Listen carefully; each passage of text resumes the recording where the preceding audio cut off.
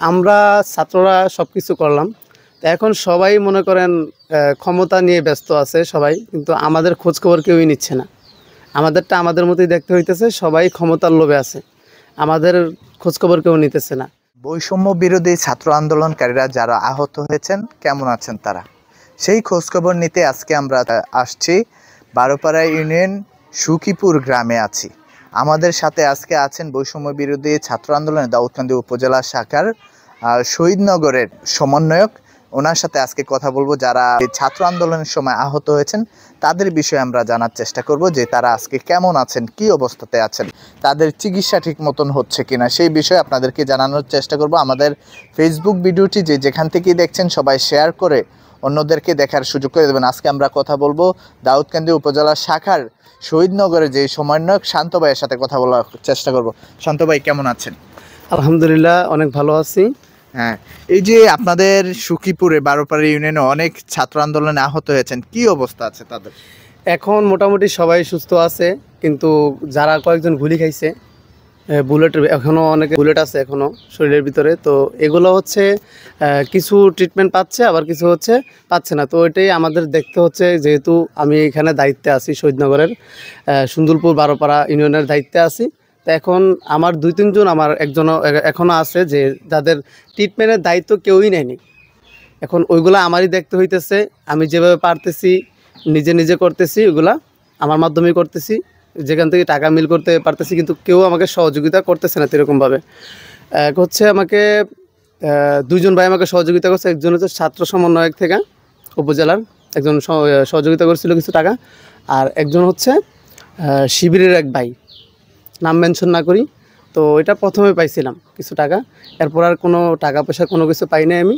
আর হচ্ছে এলাকার যারা আছে এই হালকা কিছু টাকা আমাকে সহযোগিতা করেছে।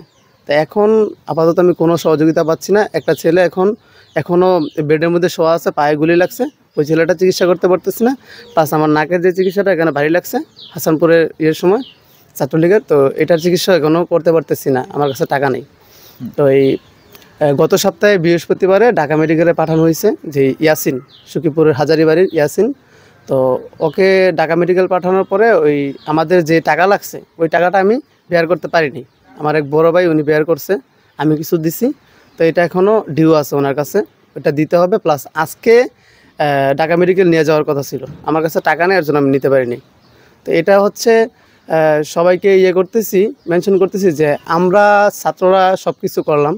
তো এখন সবাই মনে করেন ক্ষমতা নিয়ে ব্যস্ত আছে সবাই, কিন্তু আমাদের খোঁজখবর কেউই নিচ্ছে না।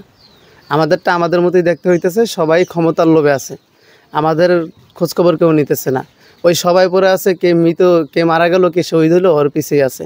ভাই শহীদ হয়েছে, ওরা পাচ্ছে, কিন্তু আমরা কিছুই পাইতেছি না। আমাদের আমি তো আর বলতে পারি না যে আমাকে দাও আমাকে দাও। আমার যেই পোলাবানগুলো আছে, যে যারা আমার ডাকে সাড়া দিয়া আন্দোলনে গেছে, তাদেরকে আমি চিকিৎসা করতে পারতেছি না। আপনার গ্রুপে কতজন আহত হয়েছে? 5 জন টোটাল। নামগুলো বলে। ইয়াসিন, শান্ত, আমি নিজে, জিহাদ, আলামিন, রোমান। এখন কি অবস্থা তাদের? জিহাদেরটা নিজে নিজেই চিকিৎসা করছে ওই, আর আরেকটা আছে ওরে কিছু দিতে হয়েছে। আর রোমানেরটা হচ্ছে সর্বোচ্চ, মানে যত টাকা লাগছে অত টাকা আমি করছি। আর ইয়াসিনেরটা সম্পূর্ণ টাকা আমার দিতে হইতেছে। ওরটা পায়ে গুলি লাগছে, ওরটা একটু বেশি একটু সমস্যা। অ্যাপোলো প্লাস হসপিটালে নাজমুল ভাই উনি অনেক সহযোগিতা করছে সাইজুদ্দির মাধ্যমে। তো উনি আমাদেরকে বলছে যে যেই ডাক্তারের যে ফিটা এটা লাগবে না, উনি এটা বলে দিছে। তো তারপর আমাদের ওইখানে দেখা যাচ্ছে যাতায়াতের জন্য অনেক টাকা খরচ হয়ে যায়। পোলাপান ইনজুর্ড হয়েছে, যদি ফল ফ্লুট না খায় তাহলেও তো খুব তাড়াতাড়ি সুস্থ হবে এরকম না। আর এটা হচ্ছে গালায় যাচ্ছে, এটা গুলি লাগছে। প্রথমে ছেলেটা বলে নাই ভয়ে, গুলি লাগছে, পরে এটা বলছে। তো ততক্ষণে অনেক ক্ষতি হয়ে গেছে, ইনফেকশন হয়ে গেছে, ঢাকা মেডিকেলও পাঠানো হয়েছে। তো এখন হচ্ছে আবার ঢাকা মেডিকেল পাঠাতে হবে। এখন আপনারা কি চাচ্ছেন? এখন অবশ্যই উপরমহল থেকে আমরা সহযোগিতা চাচ্ছি। যেমন কেন্দ্রীয়ভাবে আমাদের কোনো আমরা পাইনি। কেন্দ্রীয়ভাবে দেখা গেছে যে যতটুকু জানি ডক্টর ইউনূস সাহেব উনি অনেক টাকা 600 কোটি টাকা আমাদের জন্য বরাদ্দ করছে, কিন্তু আমরা এর মধ্যে 1 টাকাও পাইনি, 6 টাকাও পাইনি। অবশ্যই স্বাধীন দেশ, এখানে মানুষ এখন আর কোনো বৈষম্য নাই। মানুষের দোয়ায় সব মানুষ যার যার জায়গা থেকে আমাদের জন্য দোয়া করছে। কেউ যারা গৃহিণী আছে তারা আমাদেরকে পানি খাওয়াইছে, ভাত খাওয়াইছে। আমাদের শহীদনগরের উদাহরণই দিই, এক মা আমাদের জন্য ভাত রান্না করছে, পানি দিছে, বিস্কিট দিছে, যেভাবে পারছে সহযোগিতা করছে আমাদেরকে। সবাইকে ধন্যবাদ। সবাই চাইছে সুন্দর একটা দেশ। এখন আমাদের যে স্বাধীনতা পাইছি, স্বাধীনতা আমরা পাইছি, কিন্তু এটা আমাদের রক্ষা করতে হবে, আমাদের সার্বভৌমত্ব রক্ষা করতে হবে। আর হচ্ছে সার্বভৌমত্ব বলতে আমাদের যেই বাহিরের যেই শত্রু, ওইটা না, আমাদের দেশের ভিতরে অনেক শত্রু আছে, ওগুলো আমাদের প্রতিহত করতে হইব অবশ্যই। আর সবাই সচেতন থাকতে হইব, নিজের জায়গা থেকে ভালোভাবে চলতে হইব। কোনো দুর্নীতি করা যাবে না, কোনো চাঁদাবাজি করা যাবে না। আর যদি কেউ কোথাও করে, সবার জন্য একটা মেসেজ, অবশ্যই আমাদেরকে জানাবেন। আমরা ছাত্র সমাজ জাগ্রত আছি। যদি আপনাদেরকে কেউ সহযোগিতা করতে চায়, আপনার যারা আহত হয়েছেন, অনেক প্রবাসী ভাই আছেন হয়তো এই ভিডিওটা দেখবেন, যদি তারা আপনাদেরকে সহযোগিতা করতে চায় তাহলে কিভাবে আপনাদেরকে সহযোগিতা করবে? কিভাবে সহযোগিতা করবে এটা অবশ্যই আপনি এখানে আসছেন, আপনার মাধ্যমে সবাই এই ভিডিওটা দেখবে, সবাই জানবে। ওইটা আপনার মাধ্যমে যদি কেউ দিতে চায়, স্বেচ্ছায় এটা দেবে আপনার মাধ্যমেই ভাই। এটা আপনি যদি আপনাদের কোনো বিকাশ নাম্বার বা ফোন নাম্বার থাকতো যদি বলতেন। আমাদের পার্সোনাল কোনো কিছু দিতে দিতেছি না, আপনি নিজেরটাই দিয়ে দিন। না, একটা নাম্বার বলেন। 013-222-79056। আবার বলেন। 013-222-79056। এটা হচ্ছে আমার বিকাশ নগদ। ধন্যবাদ।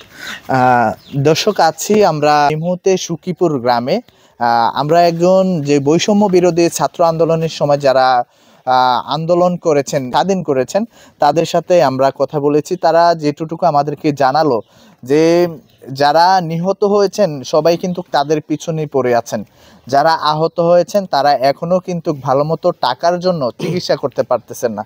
তো আমি যারা এই ভিডিওটা দেখবেন, অনেক প্রবাসী ভাই দেখবেন, সবার কাছে একটাই অনুরোধ করব, সবাই এই যে আহত যারা আছেন তাদের খোঁজখবর নেবেন এবং তাদেরকে চিকিৎসার জন্য সহযোগিতা করবেন। এই বলে আমি বিদায় নিচ্ছি। আমি রাজীব হোসেন জয়।